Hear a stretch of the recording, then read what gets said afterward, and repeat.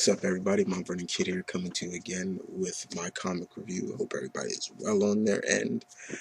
Well, this week was pretty good as well again. I got a good amount of books that I wanted to cover with you, as always. And we're going to kick it off with independent. I got two independents, the rest of Marvel and DC. So, remember how I told you that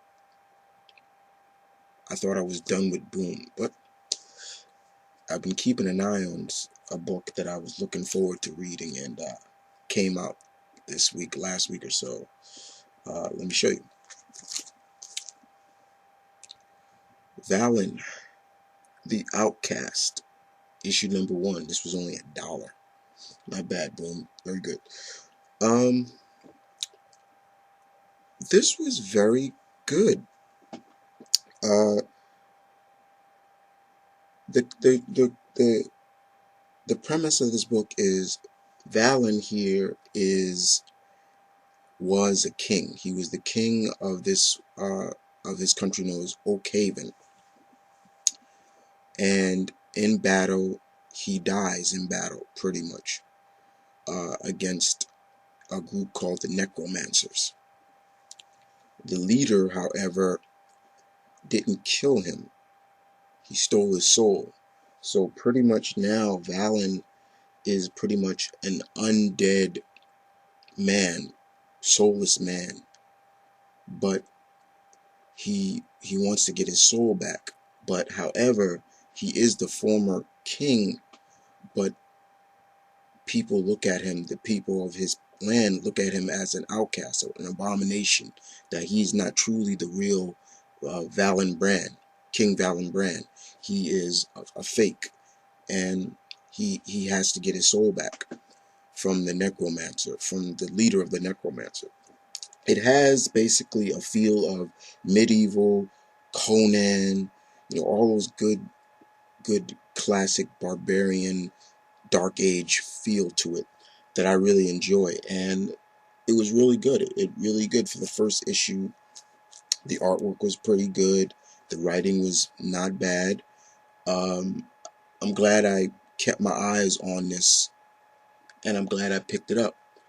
But like I said, if basically it's like it's like the undead Conan, pretty much.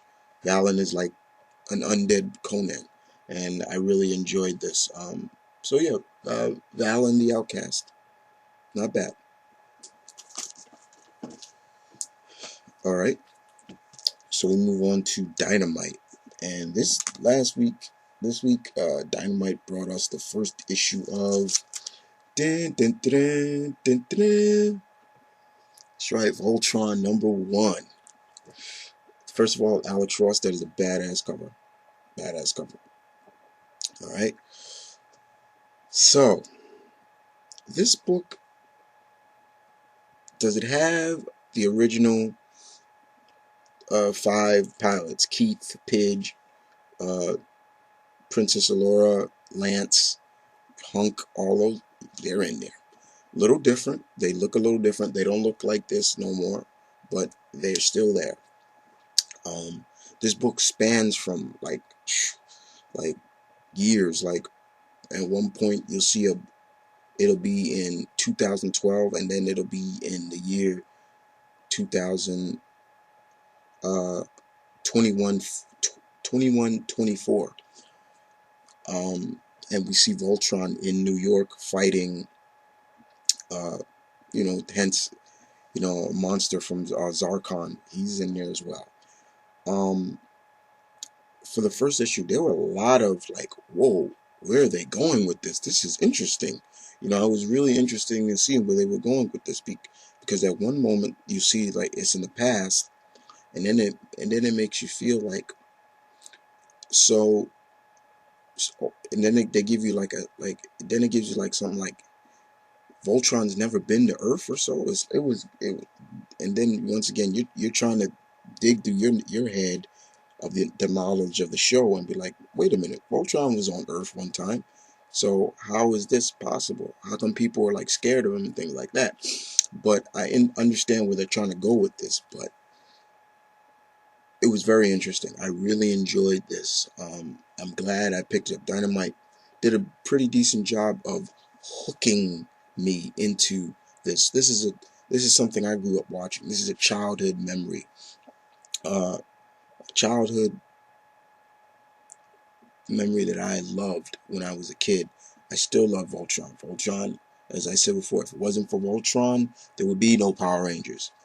And it's good to see him back in the books, along with all the rest of them. Uh, Princess Allura is badass in this book. Like I'll tell you one thing about it. She has like this. She was picking guys off like with a sniper rifle. Like it was like, whoa, she got badass. It was great. It was really good.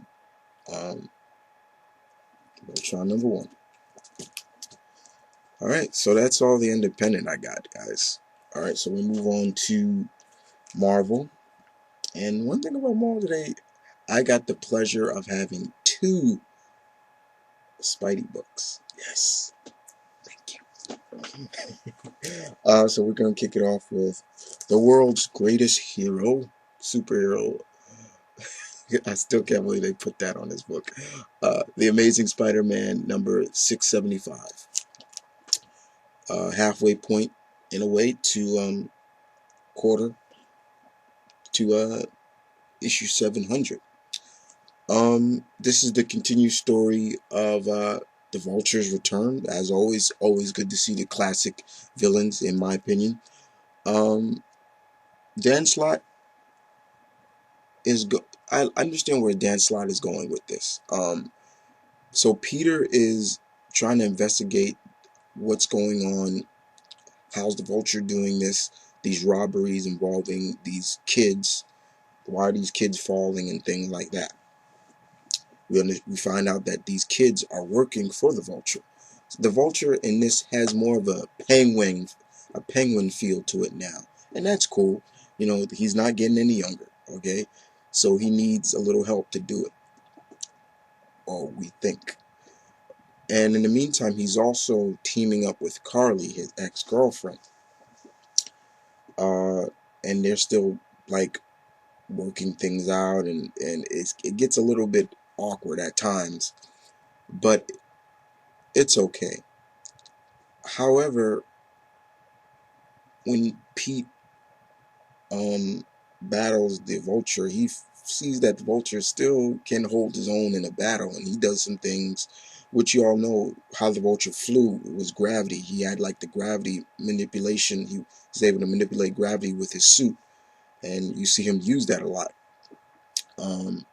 The funniest thing, the thing about this was that Carly has decided that she can trust Spider-Man. She can't trust Peter.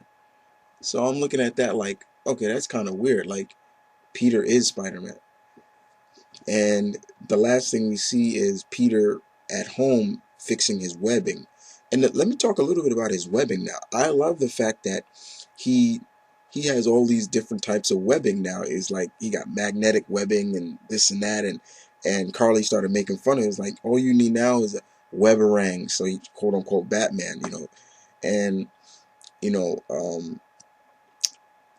the ending was kind of funny because Carly goes to Mary Jane and she wants to talk to her about the fact that she knows Peter is Spider-Man and things like that, and you know Peter's like, oh God, what was that? And he's like, that wasn't my spider sense, that was my Peter Parker sense.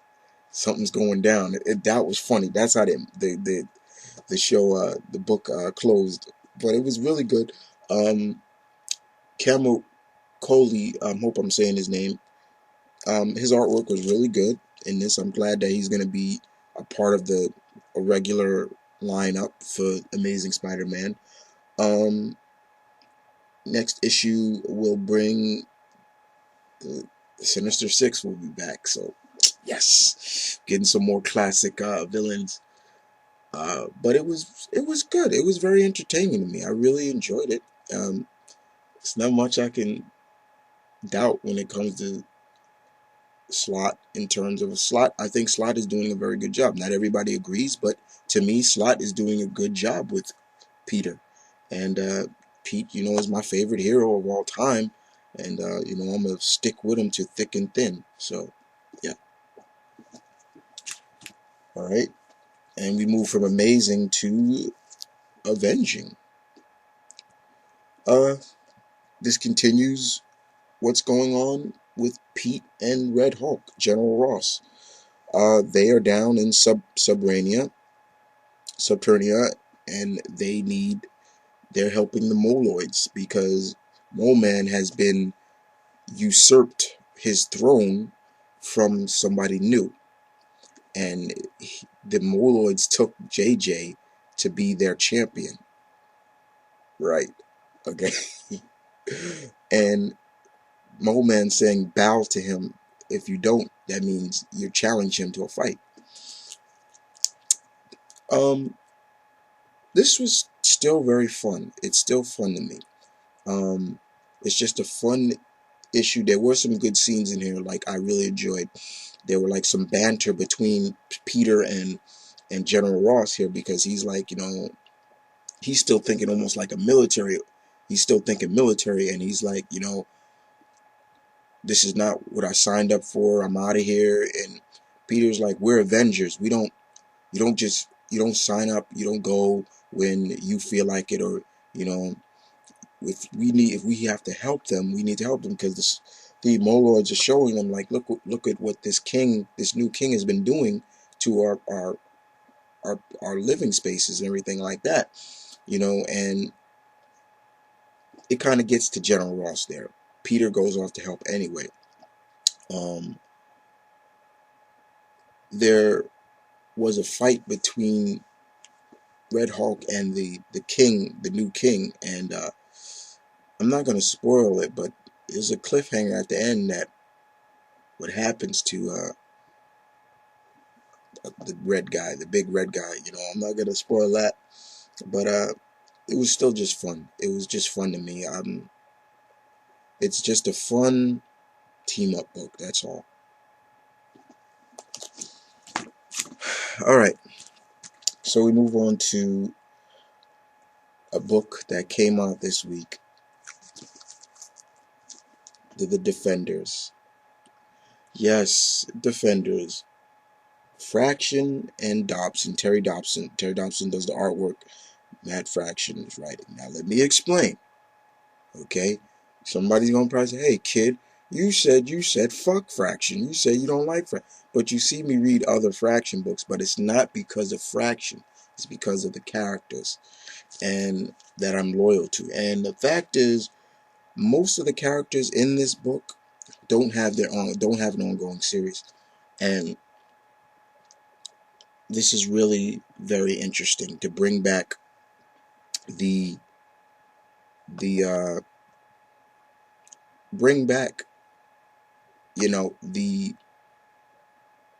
the most unique team ever, bringing them back. And I find this very, very funny as well, to bring them back, but it's still pretty decent.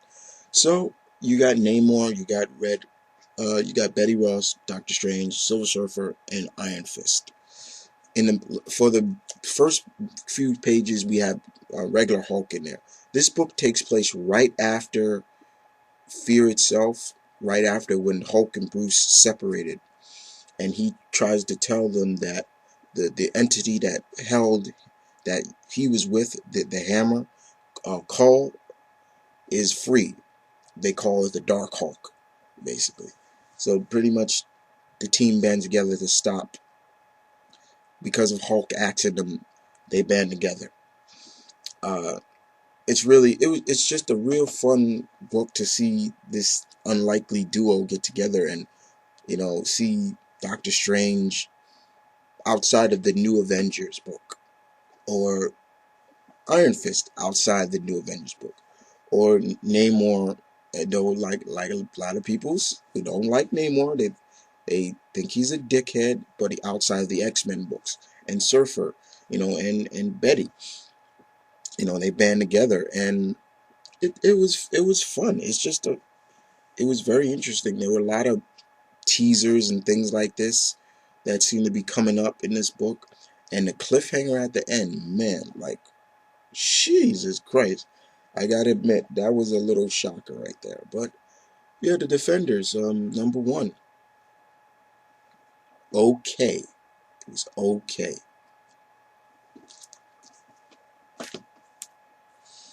All right, move on to Moon Knight, number 8. Bendis and Malieve write this book. First of all, Bendis, I like where you're going with this. I like that you're trying to start something up, some kind of relationship with Mark, Moon Knight, and Echo. I like that. Thank you. So this book is reeling from what happened in the last issue. We finally figured out who is the kingpin of LA, Count Nefaria. And Moon Knight was able to defeat the Count by using his head, outwitting him, depowering him at one point. But the effects may be wearing off. But he still has to get down to the bottom of why and shut down his operation. So Mark brings in the help of some of the police. And it has a kind of, this issue kind of has like a Batman-esque feel, because Moon Knight goes to a certain cop who was an LAPD detective who he might can trust, and he gives this LA some evidence of who the kingpin of LA is. Of course, also one of Count Nefaria's associates, Snapdragon. But in the meantime, he still has his daily job, and what Mark does when he's not Moon Knight is he's a producer of a TV show called the Fist of Khonshu. Pretty much supposed to be dealing with his life as a mercenary before he became Moon Knight. So basically, he's exploiting himself in a way. But it's interesting, and of course, he's still suffering from multiple personality he sees that are in the form of Wolverine, Captain America, and Spider-Man. I don't get that. I'm sorry, Bendis, you didn't have to go that route. And we see that there's maybe something that is building with him and Echo, like that. I really enjoy it. But other than that, it was standard issue.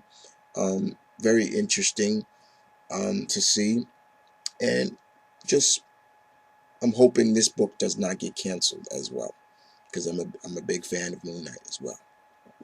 But it was a standard issue, very fun, a little bit on the dialogue side, not too much action, but action was there, but a little bit more on the dialogue side. All right,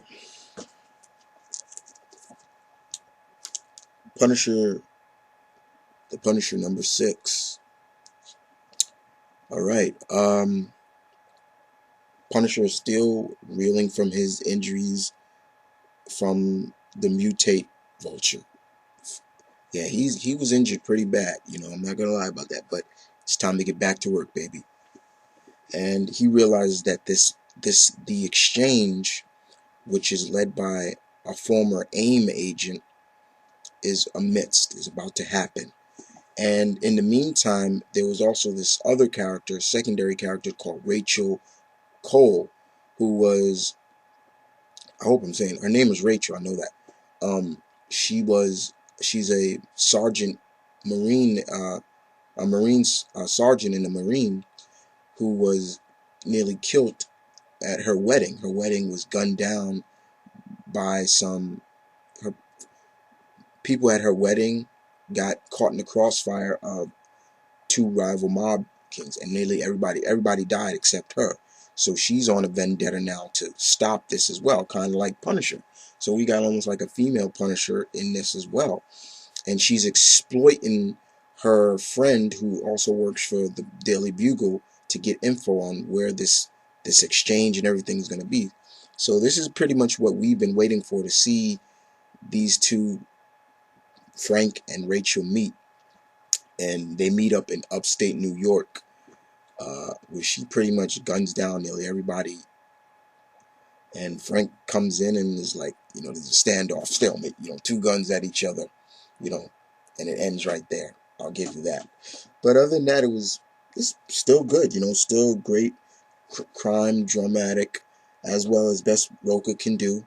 Rocha's still doing a very good job on this book. After 6 issues, very good. I love it.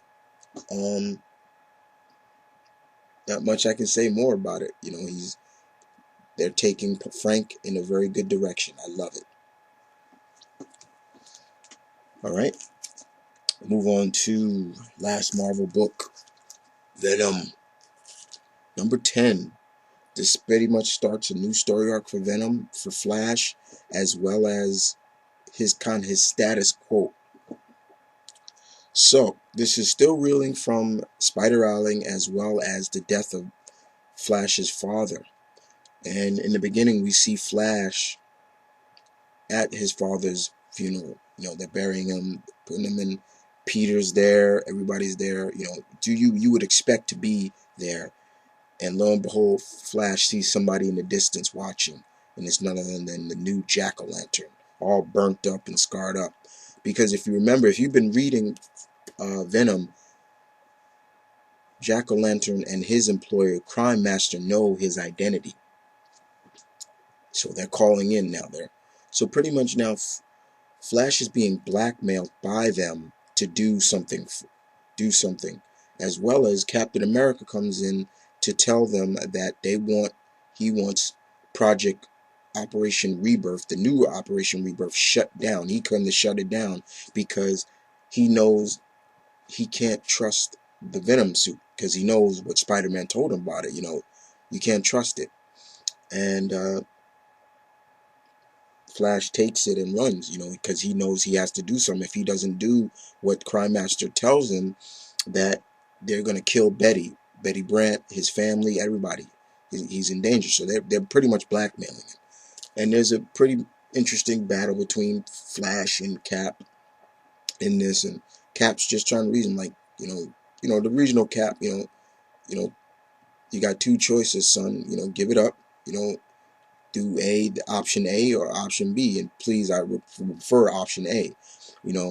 Flash is telling him, like, yeah, I grew up watching Cap. It was the reason why I got into the military. Listen, now I'm fighting him, and you can actually hear in the subprint, like, he's saying, like, I can hear the symbiote laughing at me and everything like that. Very interesting battle, between Cap and Venom. I'm not going to spoil what happens, but let's just say that there's a new era for us Venom fans out there, and it's going to be interesting to see how, maybe we'll even see how Venom gets on the Secret Avengers, but yeah, Flash is being blackmailed, and you hate to see that for any hero, to be blackmailed by the villain to do something that they're not supposed to,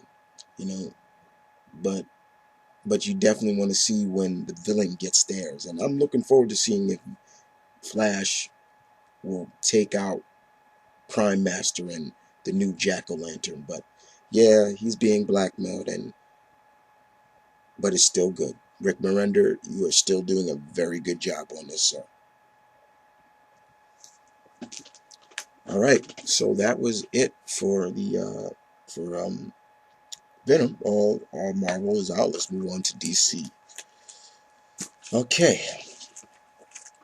Start off with Batwing, number 4. Secret origin revealed. Yes, this issue number 4, Jude Winnick reveals David's origin, Batwing's origin before he became Batwing.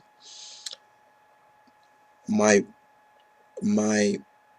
con with this book, no Ben Oliver artwork. Yes, Ben Oliver left the book, so his artwork's not in this, because like I said, his artwork was so good for this book. So we realize, so this book will go flashback and present.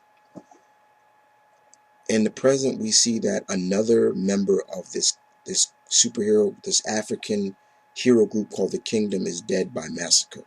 A female. Her name was Dawnfire. She, and then we go to basically the flashback of seeing what David was before he became a cop and before he became Batwing. He was pretty much one of those child soldiers in one of those militias that you see on TV and things like that, that you get shocked at and you hate it. You're like, oh man, like that's rough. You know, we see that, and he was good at it too. He was deadly. Him and his brother. He had a brother, and they used to do everything for this general, and they were called the what were they called? The Dragonflies, because they can be deadly, silent, and deadly. They would get in, get to their opposition, get out, no problem.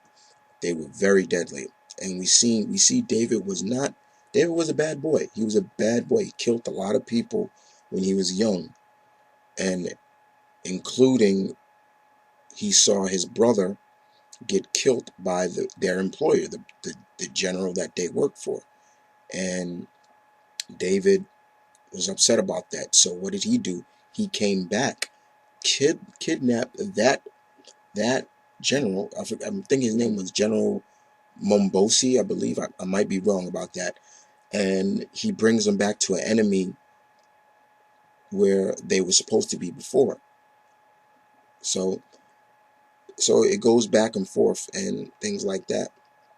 But in the meantime, you know, David's really upset about, losing another hero, from the Kingdom, and how he's trying to figure out how is Massacre doing this and what is he doing wrong. So he realizes at the end of this book, the old saying, I gotta stop thinking like, I gotta get to the people before Massacre. Instead of trying to stop him, I gotta get to his next victims. So basically he realizes that to catch a monster, you send a monster, and I was a monster. That was his words at the end of the book. So he realized that him and Massacre are not so different. David was a monster, but not anymore. Massacre still is a monster. So this was really good. The origin was really good for David. I really appreciate Mr. Winnick for doing this. This was really good, very good indeed. Just a very good piece indeed. Okay, move on to the next book. Detective Comics number 4. Who's pulling the strings in Gotham? Tony Daniels, very good. We fit the puppet master, the doll maker, is still in this book, but we realize that he may be employed by somebody else, and he may not be pulling the strings. Okay. We also get more into this mysterious girl and what she's all about, and boy, we find out what she's all about.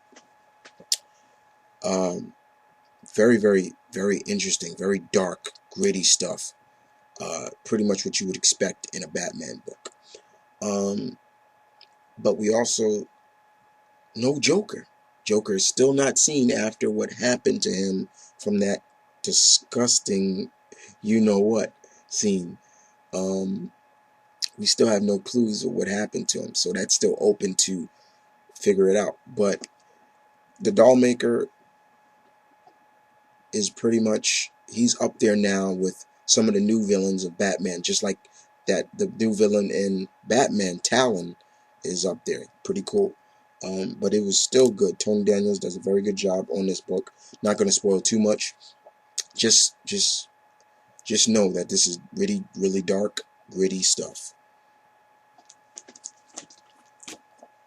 Okay, move on to Green Arrow number 4. We are introduced to looks like a new villain for Ollie. Her name, Blood Rose, and that name has been used before for all those people who, yes, hasn't that name been used before? Yes, for Marvel, the Kingpin's son was known as Blood Rose. Okay, so yeah, it's been used before, but this female has come to kill not not Green Arrow, Oliver Queen. She feels that Oliver Queen has lived long enough. And at first, what it looks like, she's this gun-towing just assassin. Like, she got guns and pretty much that's it. So, but unfortunately, Ollie is able to get into his Green Arrow costume and intervene and put up a decent fight with her. They would fight. The fight was really good because he was actually, now I don't I don't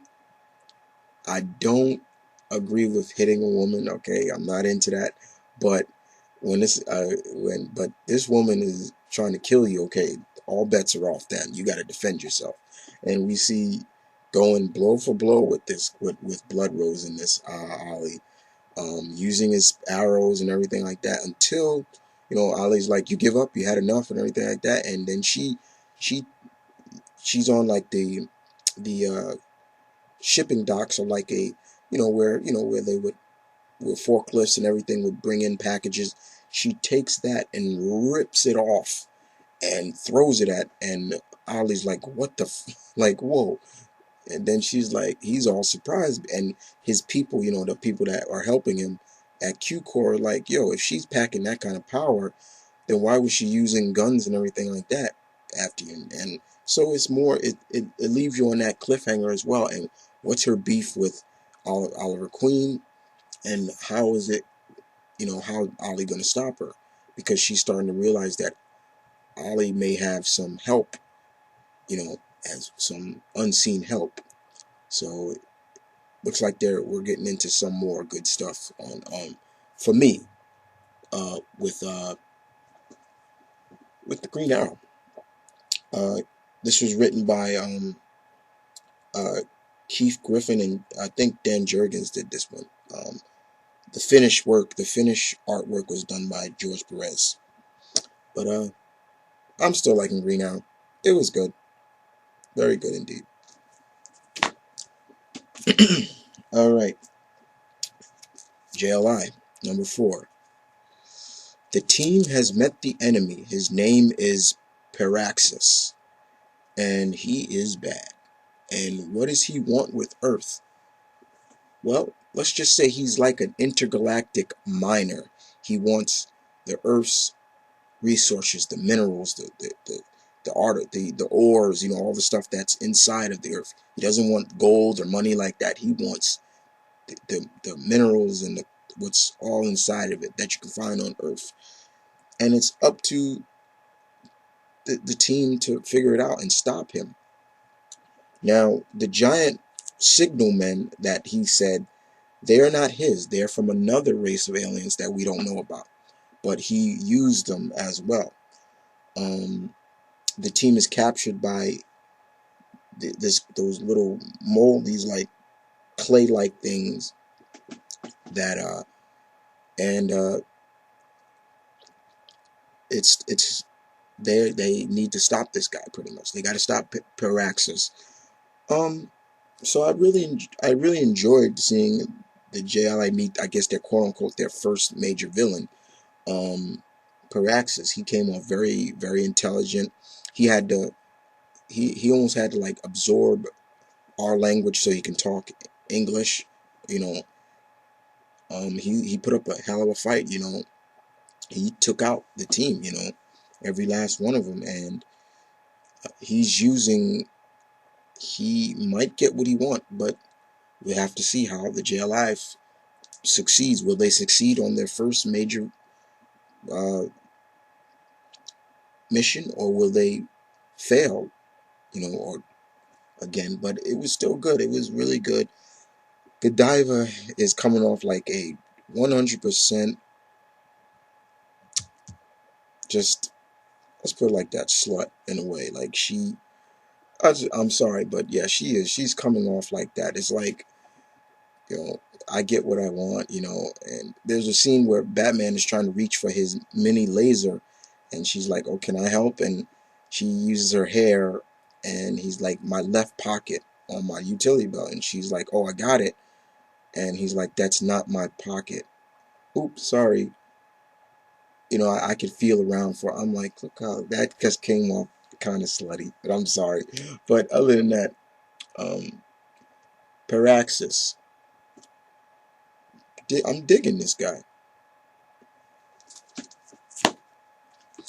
All right, going on. Sorry, guys. But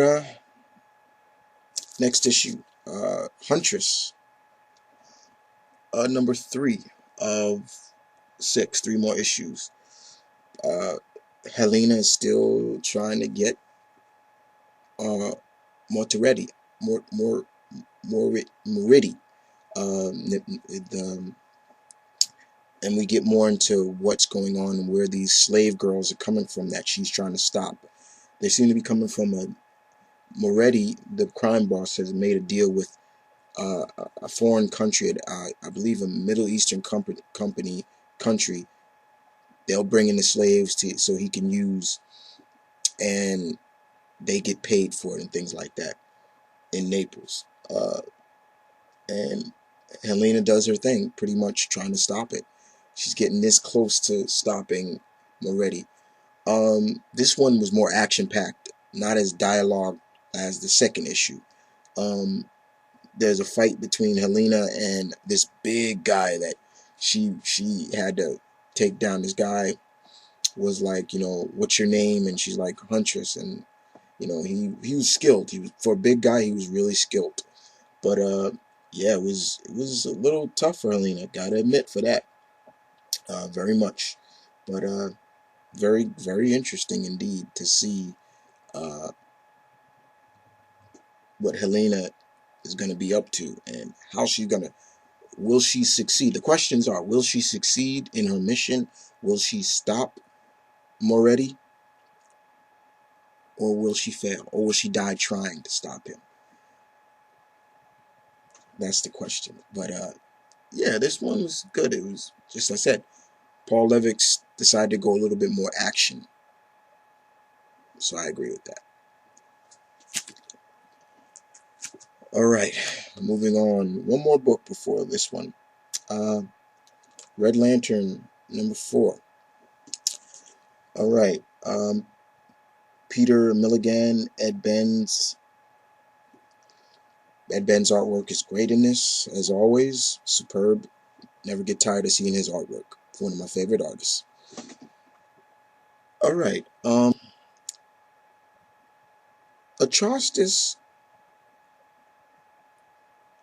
It seems that Atrocitus might be taking back what he did to Bleeze.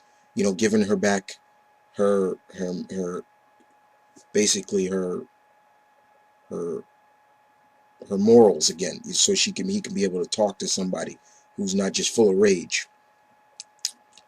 But what he come to realize is there might be a coup against him, plotting by Bleeze to maybe take over the Red Lantern Corps. You know, because he actually interrogates one of the other members of, I think his name was Slokes or something like that, and so what he does is he takes pretty much all those members and throw him in the red blood lake that he threw Bleeze in, and this lake pretty much, I guess, gives you back your you're not just full of rage anymore. But in the meantime, we see, as always, you know, Atrocitus talking to Krona. As I'm telling you, he looks to Krona like I said, like a spouse. Like he almost goes to him for everything, and it's like, okay, you're not acting like the Atrocitus I remember sometimes. You know, it's almost like he's mourning him as his dead wife. He even says that one time in a previous issue. But we see somebody, we get a glimpse of somebody maybe spying on him. So he thinks it's Bleeze, but it may not be.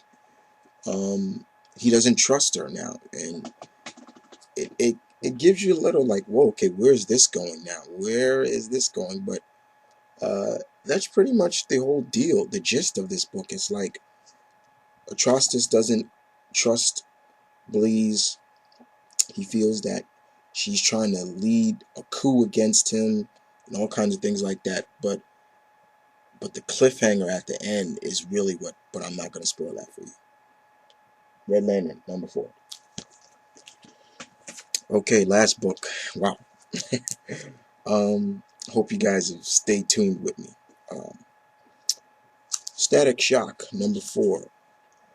Caught in the grip of Guillotina. Yeah, Scott McDaniels introduces a new villain, I guess, for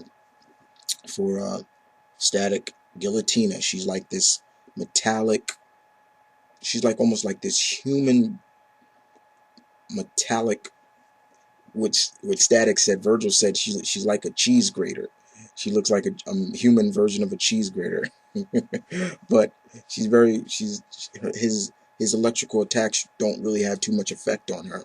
She was created by the major villain of the book, Piranha, and Piranha wants Static taken out because his Slate gang couldn't do it and Viral couldn't do it. So he's making new people, I guess you could say, superpowered villains to take out Static.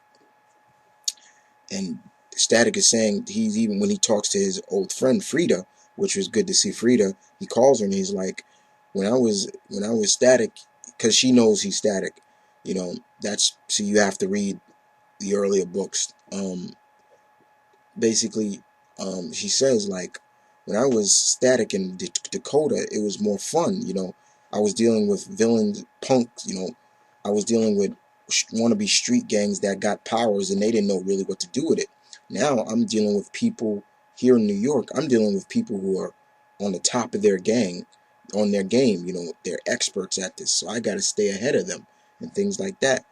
But we also see more into what's going on with his sister Sharon, because there are two Sharons now, and they can't tell who's the clone and who's not because they're so identical. They think alike and everything, and that's the scary part about it. That's what still was going on. So there's two side stories going on, and there's still two ongoing stories, which is really good. I really enjoyed that.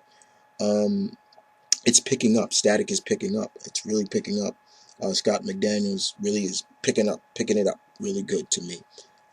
But it does leave you with what's to come next and what's going to happen. Just a lot of things in the making. Okay? But other than that, Static #4, really good. Really enjoyed it. Yeah. Okay, so I went on for long enough, so I hope you guys stay tuned with me, as always. Thank you for listening, as always. I appreciate it. I will be back next week, God willing, as always, to bring you another episode of my comic reviews. But anything of that, this is Mount Vernon Kid saying peace, one love, stay tuned, keep it real, guys. Y'all take care.